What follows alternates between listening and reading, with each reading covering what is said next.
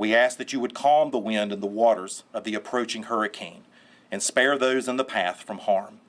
Open our hearts in love and generosity to all who need help in the coming days.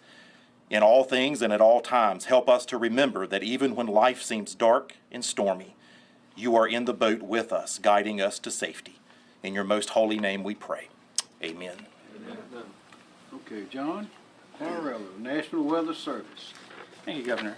John Quagliarello, National Weather Service. Hurricane Ian's landfall is imminent along the northern Charleston County coast.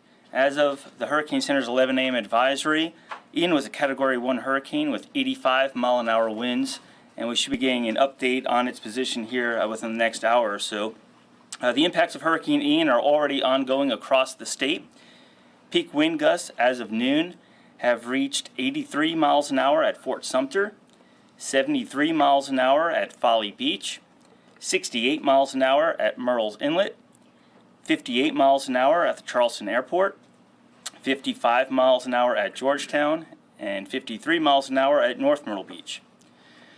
The strongest winds will occur into this evening across the northern Charleston Tri-County area, up through the Grand Strand and PD, with areas along the coast near where Ian makes landfall potentially seeing wind gusts up to 80 to 90 miles an hour, and 50 to 70 miles an hour farther inland along the track.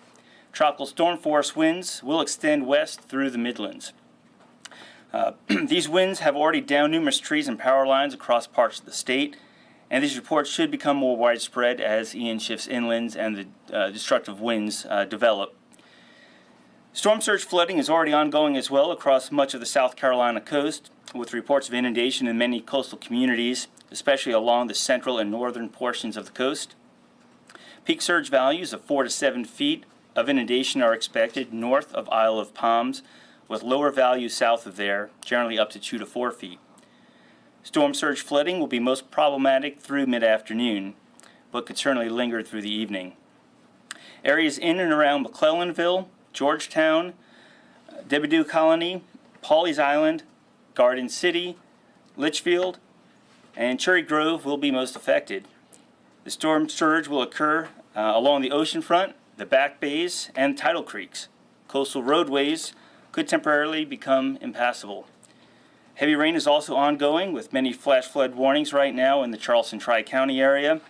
The flooding threat will continue into this evening, especially with the torrential rainfall, the high rainfall rates that we're seeing right now with Ian. Everyone's reminded that if you encounter a flooded roadway to turn around, don't drown. And finally, there's an increasing threat of isolated tornadoes, mainly in the far northeast part of the state where a tornado watch has now been issued. Conditions should improve across the state late tonight as Ian weakens and lifts to the north.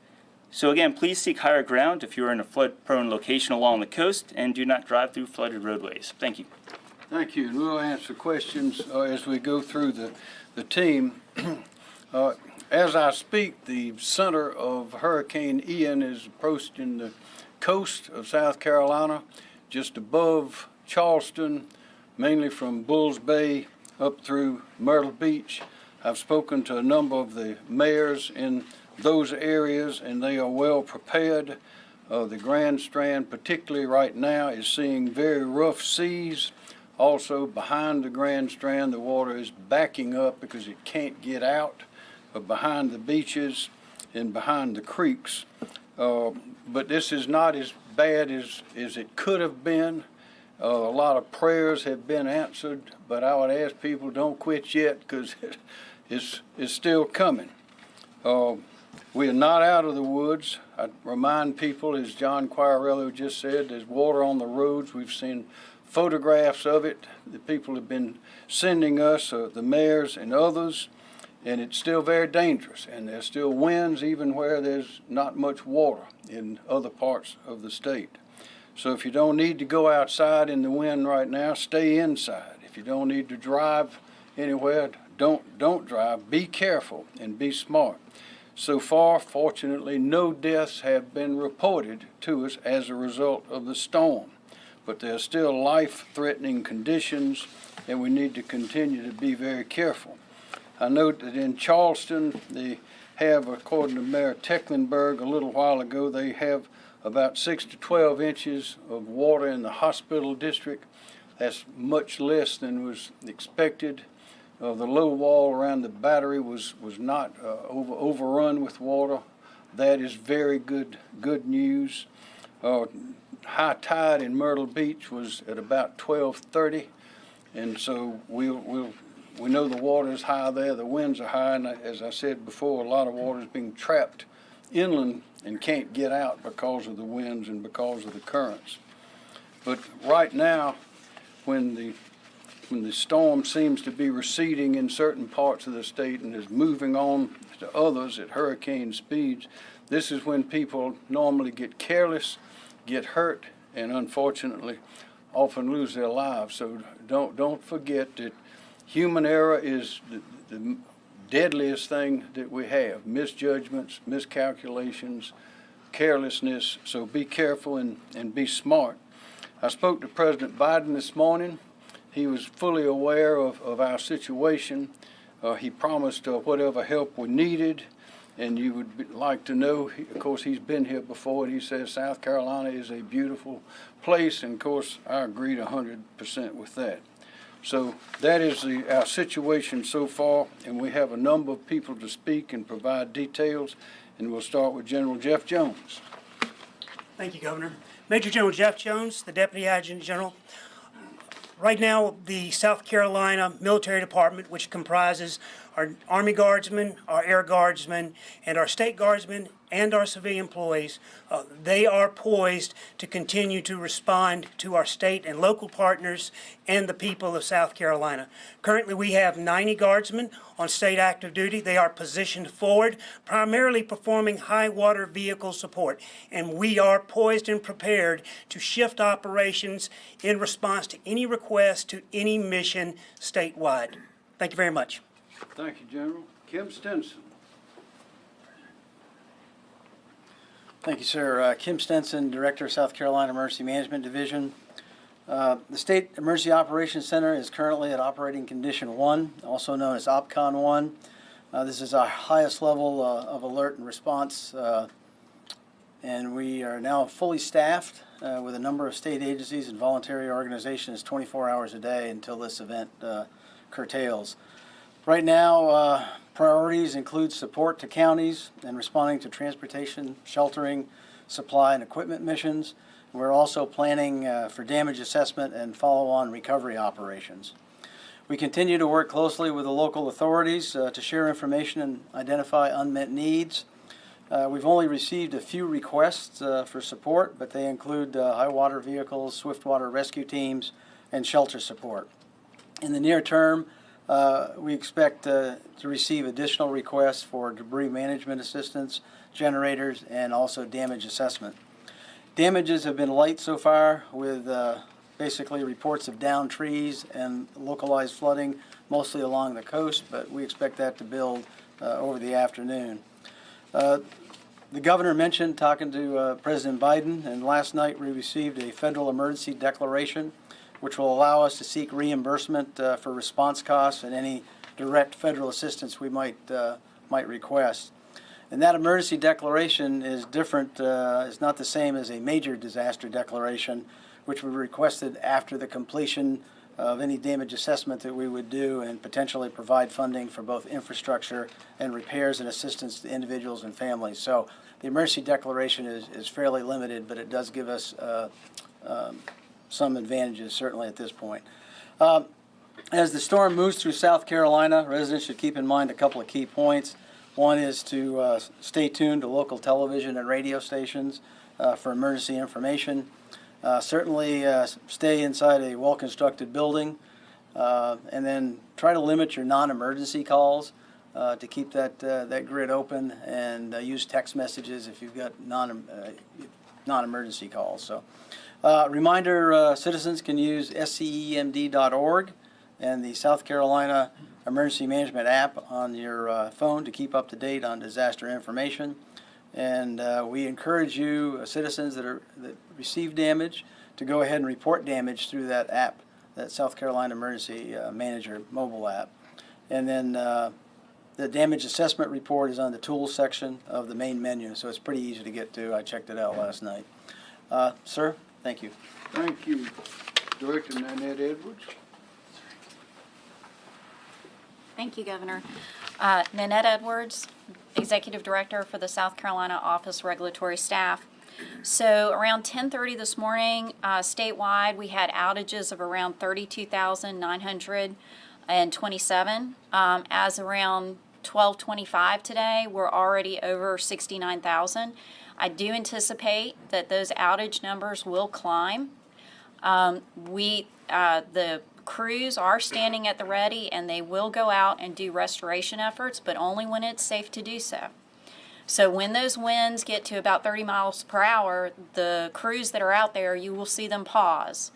So for customers who currently have power, because I expect the number to climb, please do take a moment and charge your phones, do those things that you need to do while you still have some power.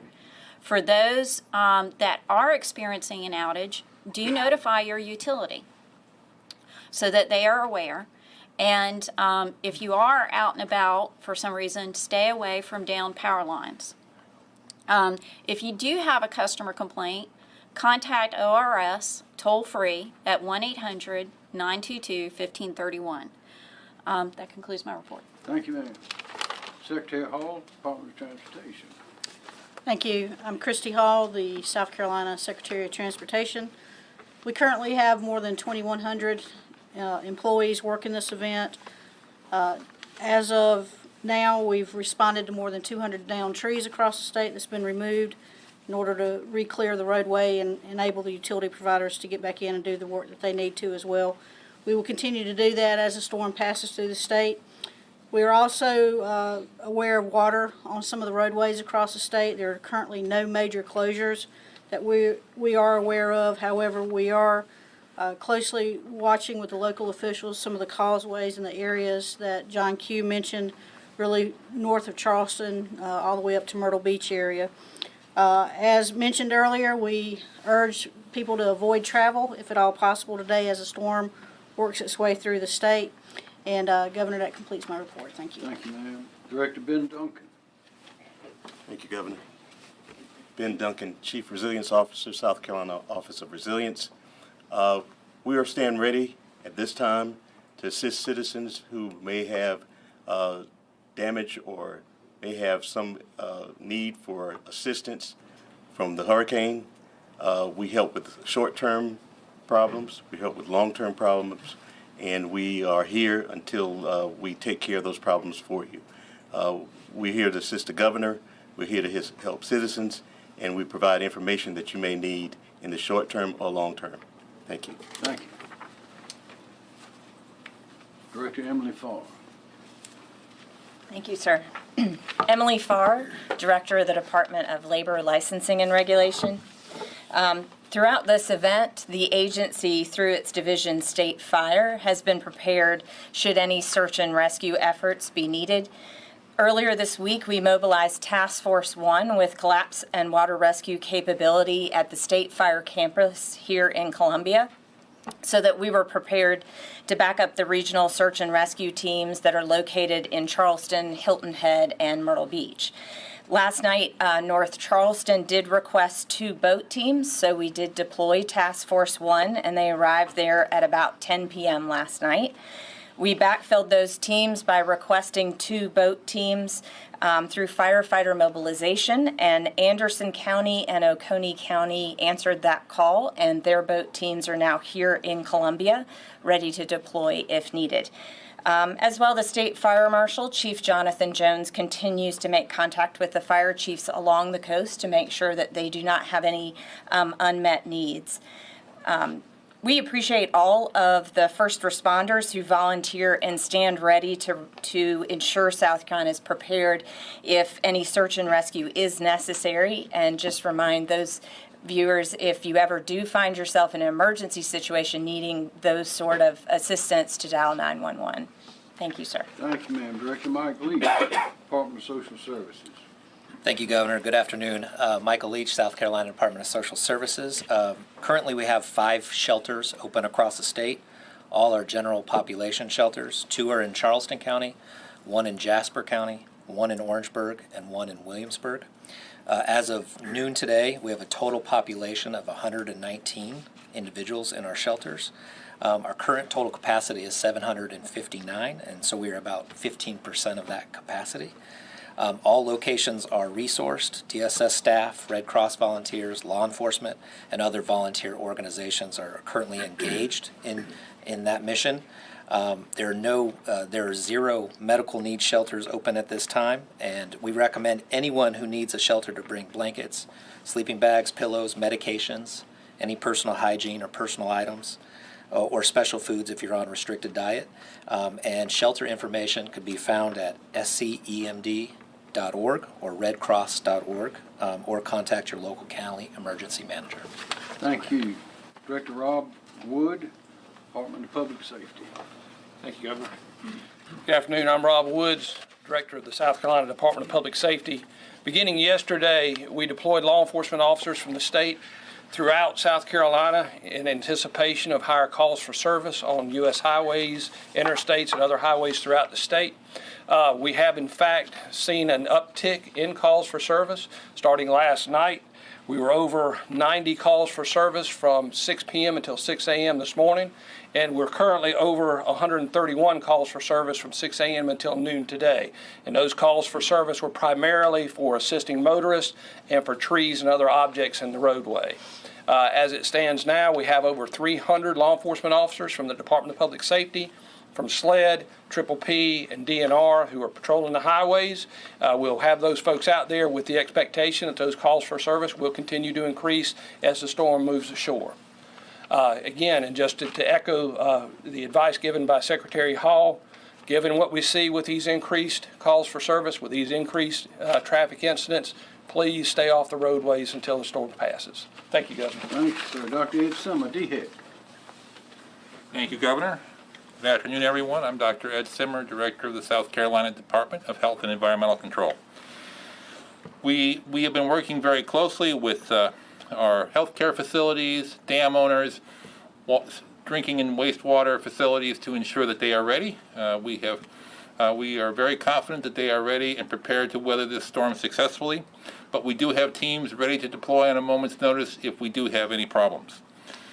Most important right now as the storm is passing through is to be safe. As the governor said, we've had no one die. We want to keep that going. We don't want anyone seriously injured in that storm. To do that, we need folks to make good decisions. Please stay indoors. If the winds are blowing hard, be away from windows. Stay out of the floodwaters. The floodwaters not only have a risk of drowning, they can have bacteria, they can have toxic substances. If somehow you do end up in the floodwater, as soon as you possibly can, rinse off, get fresh clothes on. That will help protect you. Please be careful with carbon monoxide. People may be using generators as the power goes out. Make sure that generator is outside, vented outside, so you don't have carbon monoxide, which is colorless, odorless. You will never know it's there, but it will kill you. So please be careful with that. Also, never add fuel to a hot generator because that can cause an explosion. Remember that all shellfish beds are currently closed to harvesting in the state because, again, of the toxic potential of the water, so please do not be harvesting shellfish right now. And finally, sometimes when we have flooding like this, we can have coffins float to the surface. I know that doesn't sound very pleasant, but if you find that, please call us, and we will help manage that. We will make sure that gets taken care of. And the number for that is 803-622-7259. I'd also note that many of our emergency medical services, as the storm is coming in along the coast, are no longer able to operate safely. So if you do call for help, you may not be able to be responded to right away. We have checked. All of our hospitals are open. All of the hospital emergency departments are open. If you do need emergency medical assistance, that's where you should go, because many of our regular medical clinics and urgent cares are currently closed, especially along the coast.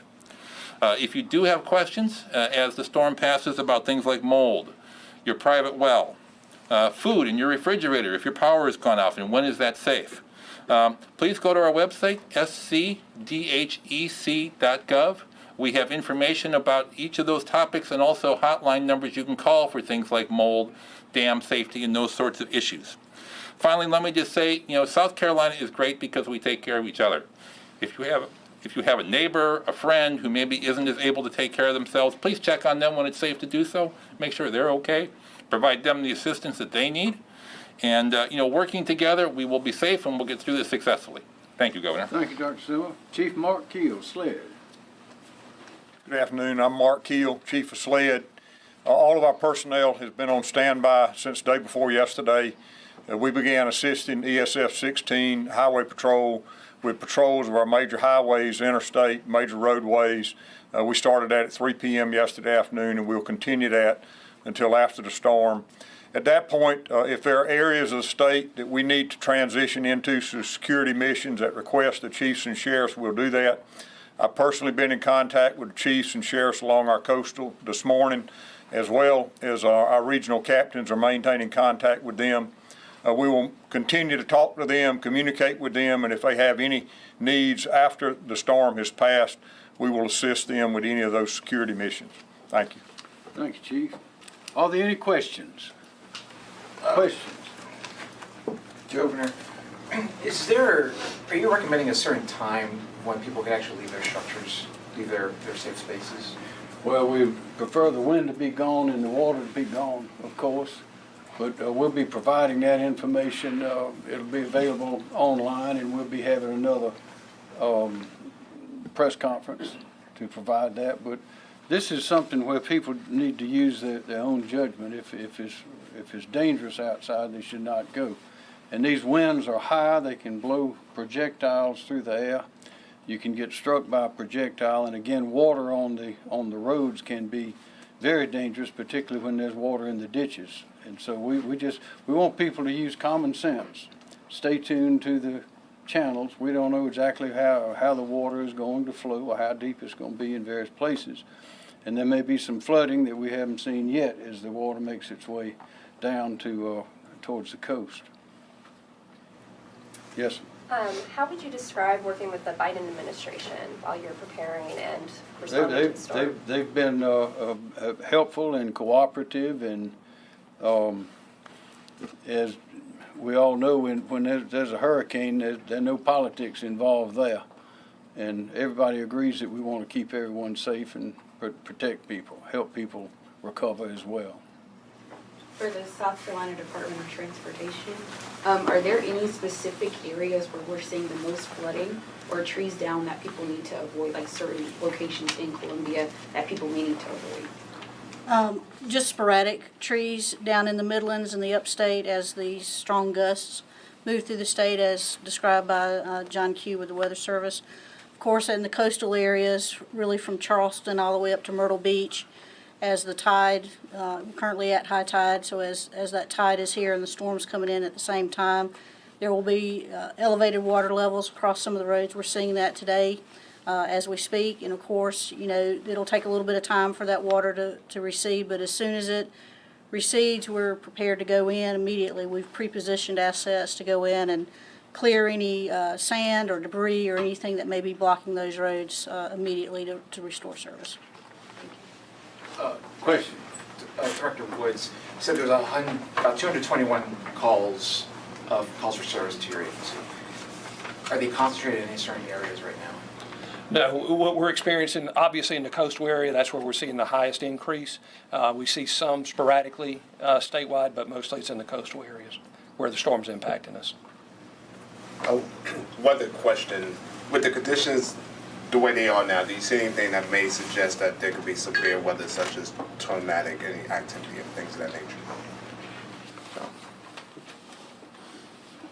Yeah, there appears to be an increasing threat right now. That could be some isolated tornadoes. That threat is really just limited to the far northeast part of the state, so right along parts of the Grand Strand. I believe a tornado watch was just issued for the northeast part of the state for that threat. And it'll continue through the afternoon, maybe into the early evening hours, but it looks really localized just in that one part of the state. The rest of the state, the threat for tornadoes looks very, very low. More questions? Yes, sir. Director Edwards, you mentioned power outages. Are those largely in the Charleston, Tri-County area, or are you seeing those across the state? Well, we track all outages. Our system, the Palmetto system, does record statewide. So as you can imagine, the ones that are in the up part of the state, they're lower. You are correct. As I was coming in for this meeting, Dominion, I think, was already over 23,000 because they had to pause restoration efforts. The winds had gotten high enough in Charleston. I'm hoping maybe around 2 o'clock, as the winds die down, they'll be able to get their crews back out. I anticipate that the outages will be along the track that you expect, Charleston, Georgetown, that on up, Myrtle Beach.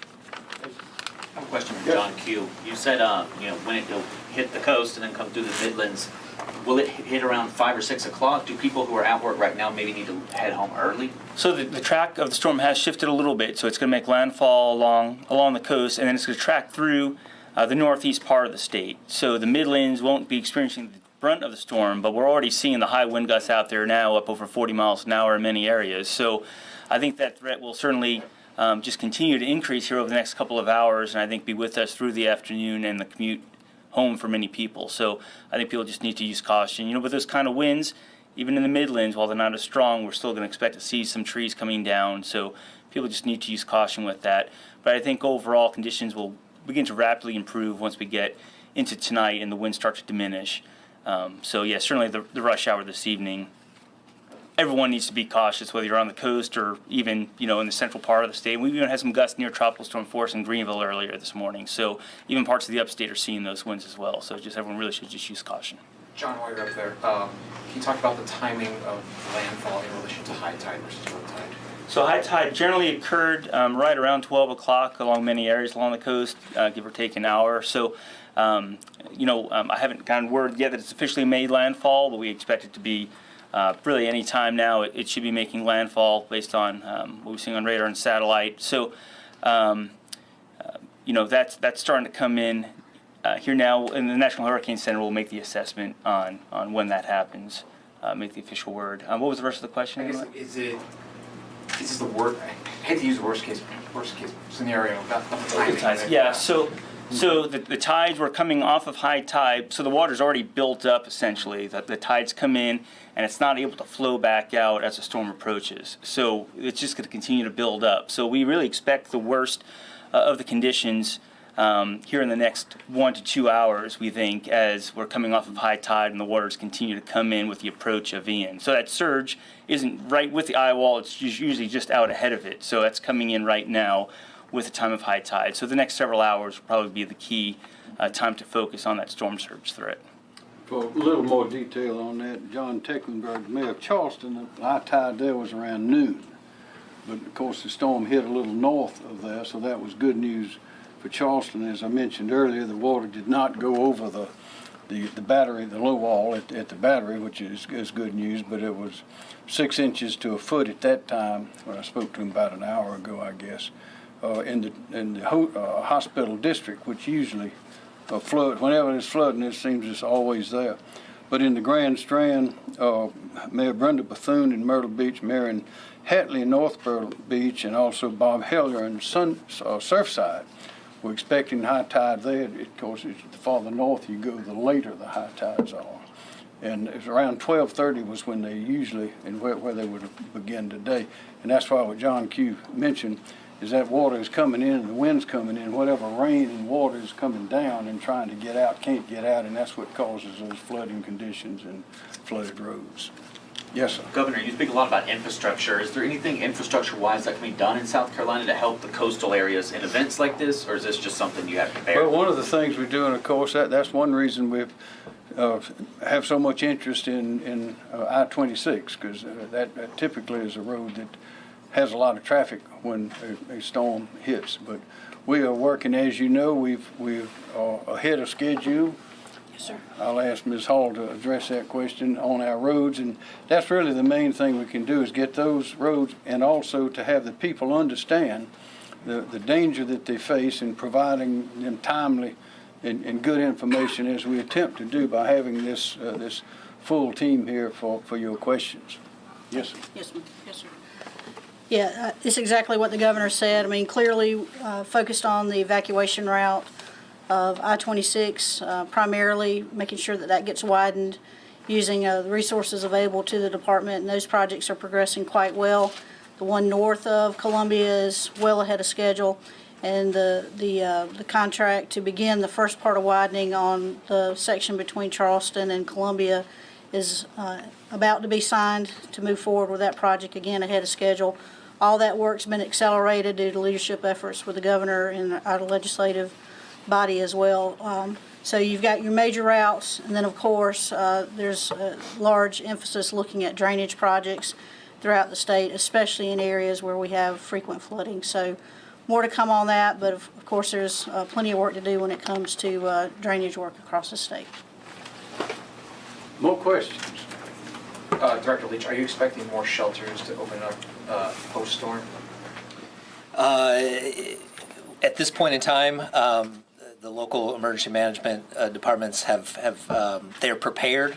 We have not said that they have not said that they're going to open any, but if we have to surge and get one up and ready, we can do that pretty quick. But there are, at this point in time, we don't have any word for any more at this moment. More questions? All right. Thank you very much.